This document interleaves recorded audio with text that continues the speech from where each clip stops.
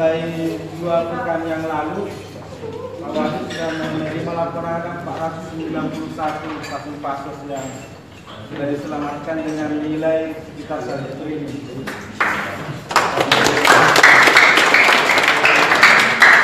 Kalau tidak ada BP di Makassar, 1 triliun itu tidak tahu siapa yang punya di Makassar. Ini baru beberapa pekan yang lalu. Saya kira akan ada pertambahan dalam tempo 2 pekan ini karena ini terus digenjot oleh pemerintah Kota Makassar. Teman-teman yang saya hormati, saya kira salah satu daripada misi kami adalah ada 3 misi. Yang pertama, merekonstruksi nasib rakyat menuju masyarakat sejahtera standar dunia. Yang kedua adalah merestorasi tata ruang menjadi kota nyaman kelas dunia. Dan yang ketiga adalah mereformasi tata pemerintahan menjadi pelayanan publik kelas dunia bebas korupsi. Pada posisi yang ketiga inilah saya ingin menjalankan tugas secara lengkap.